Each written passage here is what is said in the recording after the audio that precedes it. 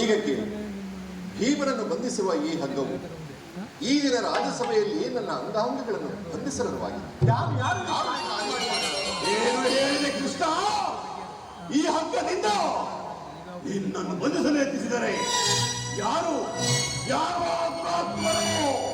ದುರಭಿಮಾನಿಯಾದ ದುರ್ಯೋಧನನು ಆಜ್ಞೆ ಮಾಡಿದನು. ದುರಾಚಾರಿಯಾದ ಆತನ ತಮ್ಮ ದುಶ್ಯಾಸನನು ಹೋಗಿ ತಾನೇ ನಡೆಸಿದನು. ಅವರಲ್ಲದೆ ಈ ಕಾರ್ಯವು ಮತ್ತಾರಿಂದ ಸಾಧ್ಯ.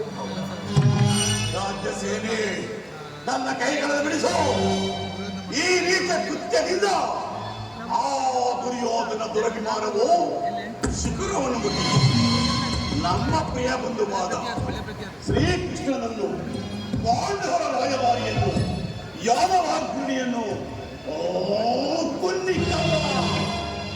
ಈ ರೀತಿಯ ಗಮನ ಪಡಿಸಿದರೆ ಅಗ್ರಜ ಧನಂಜಯ, ಇದಕ್ಕೆ ನಿಮ್ಮ ಉತ್ತರವೇನು?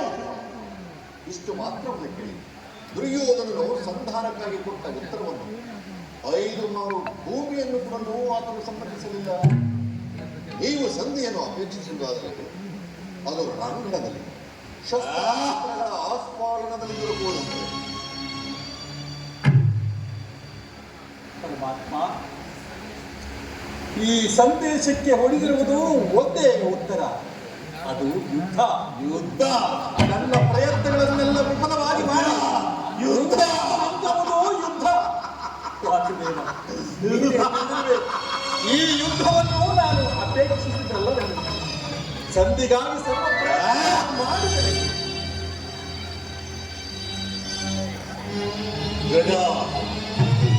ನನ್ನ ಕೈಗಳನ್ನು ನಿಲ್ಲಿಸು.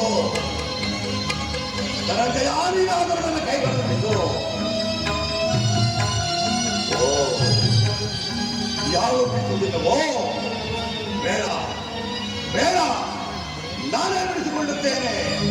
ಹರ ಹರ ಮಹಾದೇವ. ಈಗ ಎಲ್ಲರೂ ಕೇಳಿರಿ ಈ ಚಂಡ ಭೀಮನ ಪ್ರಚಂಡ ಪ್ರತಿಜ್ಞೆಯನ್ನ. ಪರಬ್ರಹ್ಮ ಸುರಗಂಧರ್ವರುತ ಪರವಿ ಬಂದೆನ್ನ ತಡೆದರು ಬಿಡನಾಂ ಕುರುಕುಲ ನೀಚರ.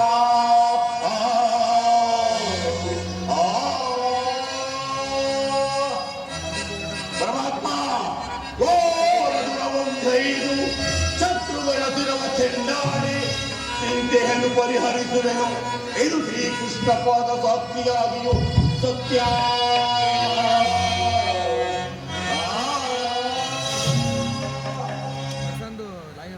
ನಾನು ವಾಯುದೇವನ ಹಸ್ತದಿಂದ ನಿದ್ದೆ ಮಾಡಿದ್ದರೆ ನನ್ನ ಹೆತ್ತ ತಾಯಿಯಾದ ಕುಂತಿ ದೇವಿಯ ಸ್ತನ್ಯಪಾನ ಮಾಡಿದ್ದೇ ಸತ್ಯವಾಗಿದ್ದರೆ ನಾಳಿನ ಯುದ್ಧದಲ್ಲಿ ಆ ದುರ್ದುಶ್ಯಾಸನ ಸ್ಥಳವು ಅವರ ಬಿಸಿರಕ್ತದಿಂದ ಪಾಂಚಾಲಿ ತಿರುಮುಡಿಯನ್ನು ಕಟ್ಟಿಸುವುದು. ಅಲ್ಲದೆ ಆ ನನ್ನ ಪರಮಶತ್ರುವಾದ ಆ ದುರ್ಯೋಧನ ತೊಡೆಯನ್ನು ಈ ನನ್ನ ಕಡೆಯಿಂದ ಮುರಿದು ಅವರ ನನ್ನ ಕಿರೀಟವನ್ನು ಕಿತ್ತು ನನ್ನ ಕಪ್ಪಳಿಸಿ ನನ್ನ ಹೆಣಗಾಲಿನಿಂದ ಪುಡಿ ಪುಡಿ ಮಾಡಲು ಹೋದರೆ ಪರಮಾತ್ಮ ನನಗೆ ವರವಾಗಿ ನನಗೆ ಪ್ರಾಪ್ತವಾಗಲಿ. ದುರುಳ ಕೌರವರನ್ನು ಭಯಗೊಳಿಸದೆ ಸರಿಯಲಿರಲು ಬಿಡುವೆನೆ.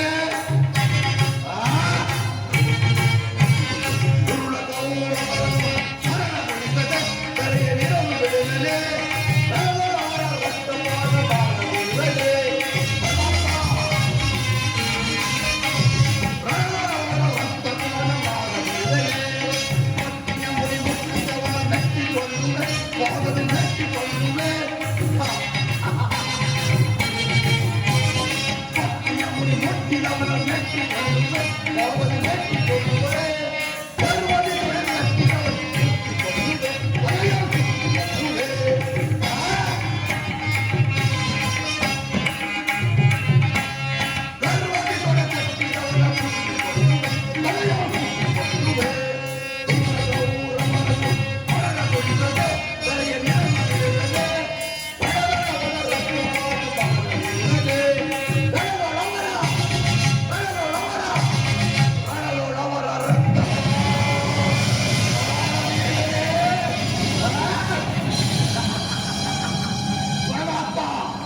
ನಿನ್ನ ಪಾಲವೇ ಸಾಕ್ಷಿ.